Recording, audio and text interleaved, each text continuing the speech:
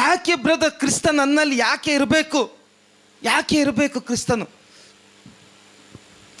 ನೀನು ಈ ಲೋಕದಲ್ಲಿ ಪರಲೋಕದ ರಾಯಭಾರಿಯಾಗಿದೆಯಾ. ಪರಲೋಕ ಯೇಸುವಿನ ಬದಲು ನಿನ್ನನ್ನು ಈ ಲೋಕದಲ್ಲಿ ಇಟ್ಟಿದೆ.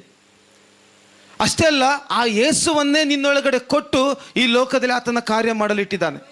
ಅದಕ್ಕೆ ಪೌಲನು ಹೇಳ್ತಾನೆ, ನಾವು ಪರಲೋಕದ ರಾಯಭಾರಿಗಳು. ನಾವು ಈ ಭೂಮಿಯಲ್ಲಿ ಮಣ್ಣಿನಿಂದ ಘಟಕದಲ್ಲಿ ಹುಟ್ಟಿದ್ರೂ ಸಹ ಕ್ರಿಸ್ತನನ್ನು ಧರಿಸಿಕೊಂಡಿದ್ದೇವೆ. ಇವತ್ತು ನಾವು ಎಲ್ಲೇ ಹೋದ್ರೂ ಕ್ರಿಸ್ತ ನಮ್ಮ ಜೊತೆಯಲ್ಲಿ ಇರ್ತಾನೆ. ನಾವು ಎಲ್ಲೇ ಹೋದ್ರೂ ಕ್ರಿಸ್ತ, ನಾನು ಮಾತಾಡಿದ್ರೆ ಕ್ರಿಸ್ತನು ಮಾತಾಡ್ತಾನೆ.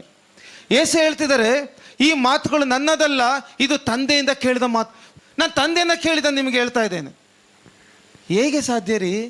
ಯೇಸು ಗೊತ್ತಿತ್ತು ತಂದೆ ನನ್ನಲ್ಲಿದ್ದಾನೆ. ಅದೇ ರೀತಿ ನಮಗೆ ಗೊತ್ತಿರಬೇಕು, ಆತ ನನ್ನಲ್ಲಿದ್ದಾನೆ.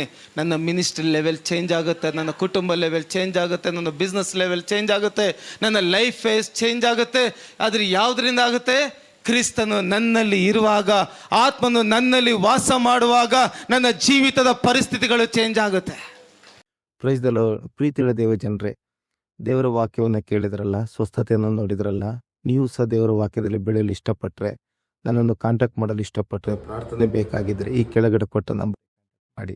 Okay, thank you. God bless you.